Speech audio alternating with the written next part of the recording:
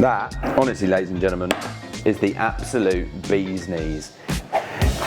Hello ladies and gentlemen, welcome to Cooking with me. So this week, what we're going to be doing is we're going to be making a thing called a jus, a red wine jus, okay? At Christmas, at any time, gravy is the sort of like, I'd say almost like the make or break. Roast potatoes and gravy are like the make or break. This one is amazing. Let me explain. Get in there. So if you're making a red wine jus in a restaurant, what you'd normally have is a big old vat of stock that you've made that's had beef bones, veal bones, whatever bones in it. And that will be reduced down and it will have lots of stuff in it called collagen, right? If you can read that, fantastic. Collagen is what will make your stock turn into jelly, okay? If you don't do that part, then you're gonna have to create that in some way, shape or form, which we can do. Then all you need to do is this beef stock here, if you think that's liquid, reduce that down, and then you've got a reduction, okay? Reduction is evaporating the water, keeping all of this delicious collagen in there to make the sauce nice and thick and syrupy. Then if you wanna make a red wine jus, all you need to do is a red wine reduction. So what I tend to do, thinking of flavors, which we'll do in a bit, is I make a caramel in a pan, and then I put the red wine in, reduce that down so you have a red wine reduction, and then you add this beef stock in and you reduce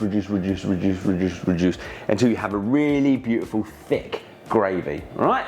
Amazing. That is a red wine jus. I'm going to show you how to do a cheating red wine jus if, like me, you can't be bothered to make a stock at Christmas or any time in life. Imagine if you're a bit stressed. Right, this way, pan. Get yourself some caster sugar, some brown sugar, nice thin layer on the bottom, turn it on. We're going to make a caramel, okay? Don't panic with caramels, just nice and gently, part the Bentley. Remember, if you haven't seen the video on lessons with me, basically controlling temperatures. If it's too hot, it's obviously going to burn and catch. If it's too low, it's doing absolutely nothing. Get it in the right point. You can have a little look, have a little jiggle, take it down a touch. Phase 2, well this is phase whatever. I love OXO cubes. I've been brought up with OXO cubes. I love them. They're a store cupboard staple and they are amazing with things like this. Some of these are even vegetarian, aren't they? Most of them. Doesn't have beef stock. No, it's got beef in it. Oh, look, too hot. Calm down, mate, calm down. It's a good sign. If things are smoking, it's probably way too hot. Okay, so garlic, just gonna split in half. Gonna do 2. If you like these things, don't forget to do the old like and subscribe and follow and all that kind of jazz. I'm teaching you how to cook and save the world by not wasting food. Oh, I should probably put you on. And Francis has something to edit too. Francis is my wonderful editor. Big round of applause for Francis, making me look like I know what I'm doing. What a legend! So look, it's starting to turn like that. That is me pretty happy. I don't want to take that any further. Garlic, be very careful at this stage. Plop it in. Rosemary, chuck it in. And instantly you'll be like, oh, that smells good. This is just a can of red wine. Don't do this with your knives. Oh, gosh, absolutely lovely. Don't go sticking your fingers in or any spoons or anything, you don't need to. This is the point where everyone panics, okay? So if you watch this, as that goes in, cold, you can't see anymore. Cold, like wine or lukewarm wine, is gonna be a lot colder than the hot caramel. So, this is the point you don't panic. See all those crystals there? Don't worry. Let that start tickling away and the sugar will start to dissolve. And then what you're gonna have is your wonderful red wine reduction. All right, and then we'll come back in a bit.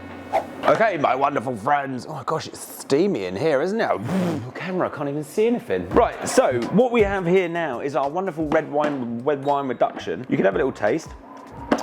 And you'll be like, Mark, that is way too sweet for me. But I'll be like, hey, let's have a think, baby cakes, about the whole flavour balance of a gravy. So OXO cubes, salty, maybe a little touch bitter, depends how many you use, and that balances well with sweetness. Dump a couple of OXO cubes in, or if you had your fancy stock, you can go in now. Now, I know what you're thinking. You're like, oh, he's doing beef stock with, turkey on Christmas Day. I think, if you're gonna be doing beef or turkey or whatever, this will go across all of them. Even if you're having duck, maybe you're having goose, I don't know, if you're posh. Then,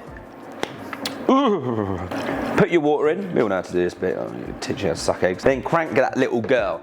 And then let this go, and then reduce it down, or just keep tasting as you go and see if it gets to a point where you want to get. Remember, how do I explain this? If you put a stock in that was already tasty, reducing it down is going to amplify that flavour. All we've done is put stock cubes in and water and guess the amount. So once they've dissolved, you can have a taste and be like, oh, is that strong enough? No, not quite yet. Then you can reduce the liquid down. Bring it to the boil, let that bubble away, and then we'll have a little look and a little taste in a bit. But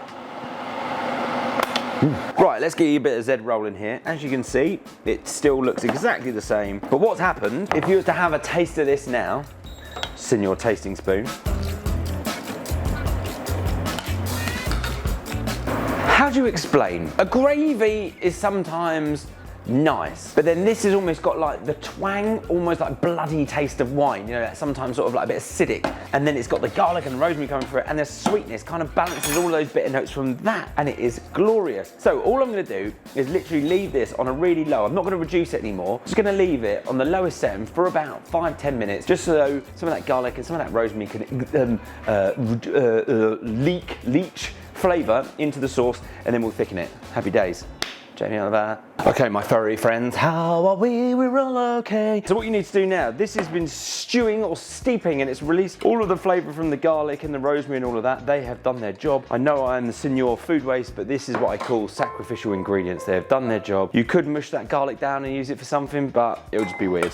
So, straight into another pan. Now remember what I was saying about the point of making your own stock. You'd have all that wonderful collagen in it, which will be your sort of almost like a self-thickening, like the gelifying agent. We ain't got that, kids. So what we're gonna do, we're gonna make a little corn flour slurry. So corn flour slurry, I should have explained. It's just basically mixing corn flour and water so that you can incorporate it into that without having lumps. You could pass it again if you really wanted to, but nah, just make a little one. I never know how much. Let's just go with that. So corn flour gets reacted through boiling, so bring it up to temperature, give it a little mix, and then we'll see how it goes.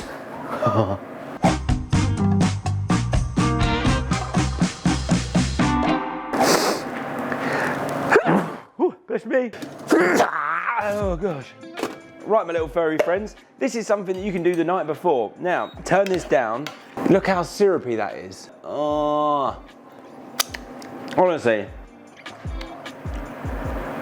Oh, it's so good. Now, what do you want to do with this bit? Do you think, as all my lessons always talk about, do you think it needs a bit of salt? Maybe. Just going to go in there with a little bit of bougie smoked salt. You could use, instead of making a caramel, at Christmas, what do you have kicking about? Do you have a bit of like red currant jelly? Do you have a bit of jam of some description? You make it you. I'm going to double dip because no one cares apart from you. It's so good. Look at this, look. That, honestly, ladies and gentlemen, is the absolute bee's knees. Make it the night before. Once you've done your beef, stick a bit of those juices in there. If you've done chicken, if you've done whatever, pour the juices in there, mix it up, have another taste, season it up. Perfect with turkey, your beef, absolutely everything. Love you all. Merry bloody Christmas. Oh yeah, oi, don't forget to like and subscribe. This is so good.